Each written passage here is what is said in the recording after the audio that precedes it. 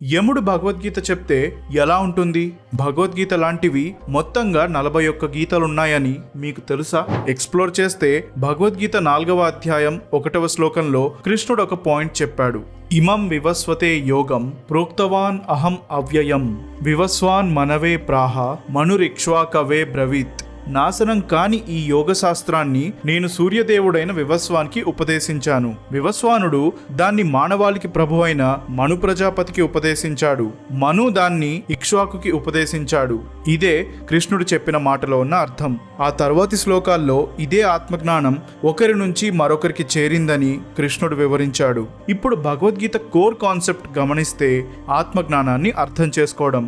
దానికి ఇదే భగవద్గీత 3 మార్గాలు చూపిస్తుంది. సో ఇప్పుడు అదే ఆత్మజ్ఞానాన్ని వివరించే 41 గీతలున్నాయి. అందులో ఒకటే యమగీత, యముడు చెప్పిన గీత. ఇది అగ్నిపురాణంలో ఉన్న కాన్సెప్ట్. దాన్నే ఇప్పుడు ఎక్స్ప్లోర్ చేయబోతున్నాం. సో డియర్ ఛానల్ సపోర్టర్స్, ఇలాంటి ఇంట్రెస్టింగ్ కాంటెంట్ కోసం వెంటనే ఒక లైక్ కొట్టండి అండ్ కామెంట్ పెట్టండి. ఒకవేళ మీరు మన ఛానల్కి మొదటిసారి వచ్చినట్టయితే సబ్స్క్రైబ్ చేసుకొని ఆ బెల్ ఐకాన్ యాక్టివేట్ చేసుకుంటే చాలు. అప్లోడ్ అయ్యే ప్రతి వీడియో మీరు మిస్ అవ్వకుండా ఉంటారు. పూర్వం వాజశ్రవుడనే రాజుండేవాడు. అతని కొడుకు పేరు నచికేతుడు. వాజశ్రవుడు ఒక యజ్ఞం మొదలుపెట్టి తనకున్న సంపదంతా దానం చేశాడు. ఆ సమయంలో అతని కొడుకు, నేను కూడా మీకు సంపదనే కదా, మరి నన్నెవరికి దానం చేస్తున్నారు అని అడిగాడు. కాని తండ్రి సమాధానం చెప్పలేదు.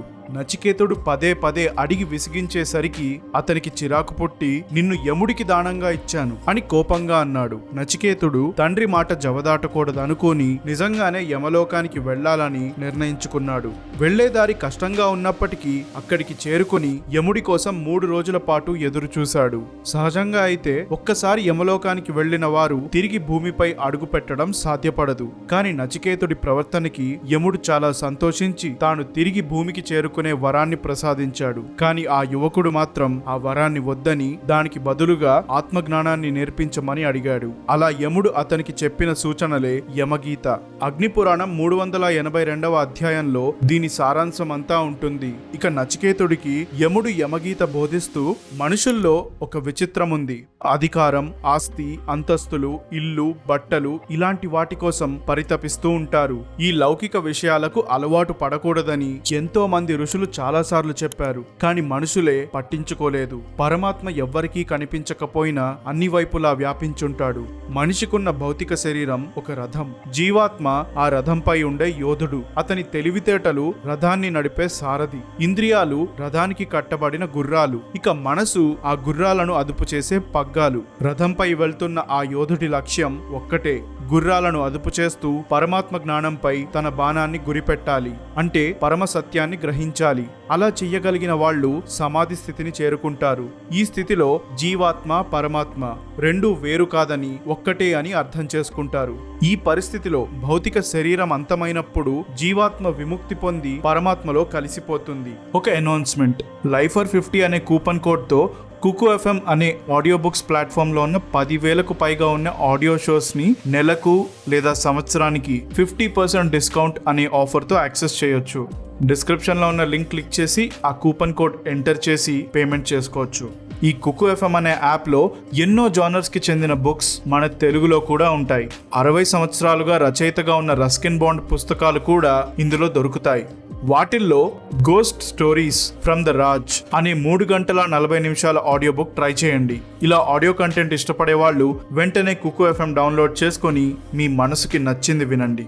యముడు బోధించిన యమగీతని అగ్నిదేవుడు వశిష్ఠుడికి వివరిస్తున్నాడు. అలా చెప్తూ, పాపాలు చేసిన వారు ఇది విన్నా లేక చదివినా తప్పకుండా విముక్తి పొందుతారు అనే మాటతో మొదలుపెట్టి యముడు బోధించిన విషయాలన్నీ వివరించాడు. మనిషి సౌకర్యాలు, వాహనాలు, బట్టలు ఇలా మొదలైనవన్నీ కోరుకుంటాడు. అసలు ఆ మనిషే భూమిపై శాశ్వతమైన వాడు కాదు. అయినా అతను మూర్ఖత్వంతో వాటి మీద ఆశ పెంచుకుంటాడు.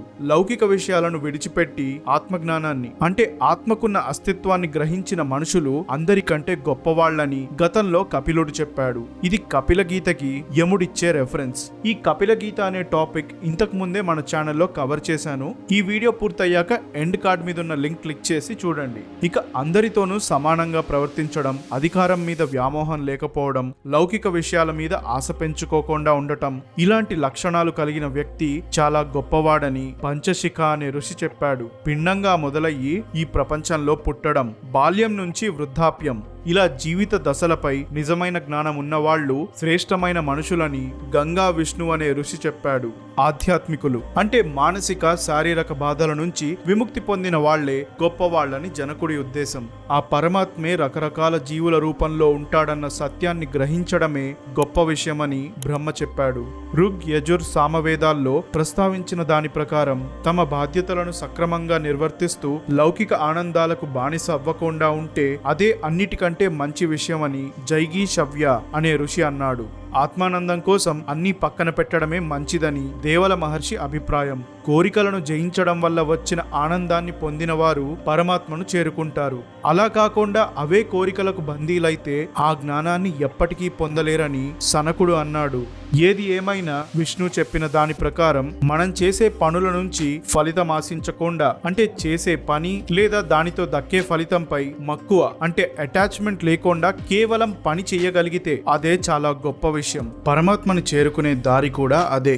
అలాంటి గొప్ప జ్ఞానాన్ని సంపాదించిన వాళ్ళు ఎప్పటికీ విష్ణువు నుంచి వేరుకారు. ఒక మనిషి తపస్సు, యాగాలు చేయడం వల్ల బ్రహ్మజ్ఞానం, లౌకిక అస్తిత్వానికి సంబంధించిన జ్ఞానం, దైవంపై నమ్మకం, అదృష్టం, మంచి లక్షణాలు ఇలాంటివన్నీ పొందగలుగుతాడు.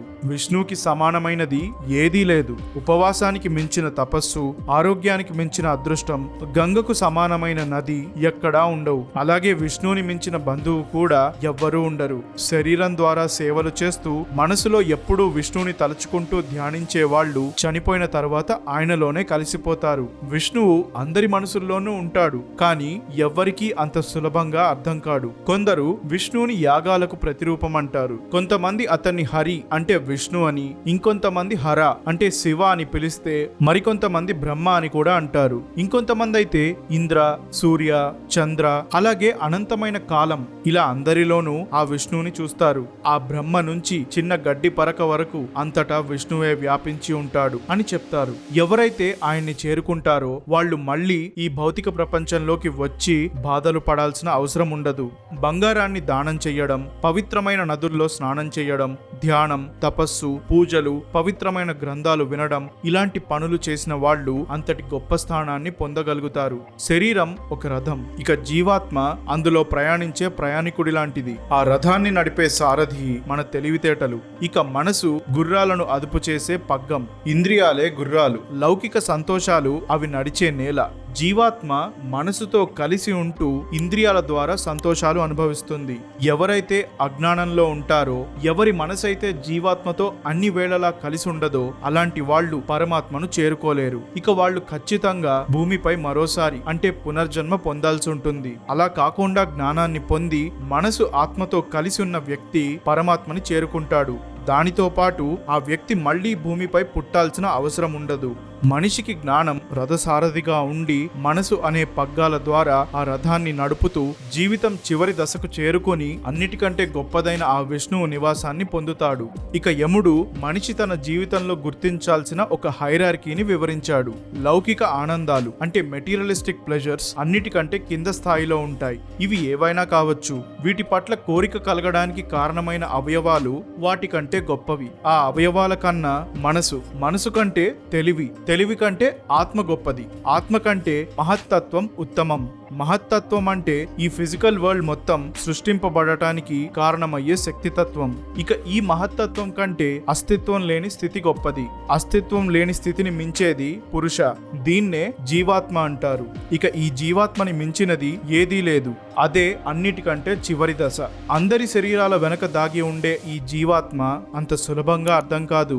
దాన్ని అర్థం చేసుకోవాలంటే గొప్ప జ్ఞానం, సూక్ష్మమైన దృష్టి ఉండాలి. ముందుగా జ్ఞానాన్ని సంపాదించుకొని దాన్ని సంపూర్ణంగా అర్థం చేసుకోవడం వివేకవంతుల లక్షణం. కర్మలను అనుసరిస్తూ ఆత్మజ్ఞానాన్ని గ్రహించడం, జీవాత్మ పరమాత్మ ఒకటేనని తెలుసుకోవడం వల్ల ఆ పరమాత్మని పొందగలుగుతారు. వాటికి సంబంధించిన యోగ సూత్రాలు, వాటి శాఖలు అంటే బ్రాంచెస్ ని యముడు ఇలా వివరించాడు. ఇతరులకు హాని తలపెట్టకుండా ఉండటం, నిజాయితీ, దొంగతనం చేయకుండా ఉండటం, బ్రహ్మచర్యం, బహుమతులు ఆశించకపోవటం, వీటిని యమ సూత్రాలు అంటారు. ఇవి కాకుండా 5 నియమ సూత్రాలున్నాయి. అవి స్వచ్ఛత, సంతోషం, తపస్సు, వేదాల అభ్యాసం, భగవంతుణ్ణి పూజించడం.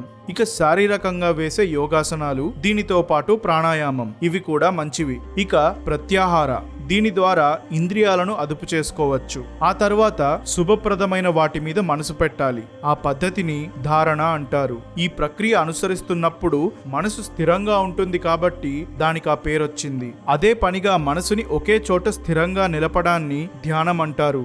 నేనే పరమాత్మని అంటే నేను పరమాత్మ వేరు కాదు, ఇద్దరం ఒకటే అన్న భావనకి వచ్చినప్పుడు దాన్ని సమాధి స్థితి అంటారు. ఒక కుండ తయారైతే దాని ఆకారం లోపల ఏర్పడిన స్థలాన్ని బయటున్న స్థలంతో వేరు చేస్తుంది. ఎప్పుడైతే ఆ కుండ విరిగిపోతుందో 2 స్థలాలకు సరిహద్దు లేక అంతా ఒకటే అయిపోతుంది. అలాగే శరీరం అంతమైతే జీవాత్మ విడుదలయ్యి పరమాత్మలో కలిసిపోతుంది. కేవలం ఆత్మజ్ఞానంతోనే జీవాత్మ పరమాత్మని చేరుకోగలుగుతుంది. ఒక్కసారి శరీరం నుంచి వేరైన జీవాత్మ అజ్ఞానం, దాని ప్రభావం, వీటి నుంచి విముక్తి పొంది పరమాత్మలో శాశ్వతమైన స్థానాన్ని పొందుతుంది.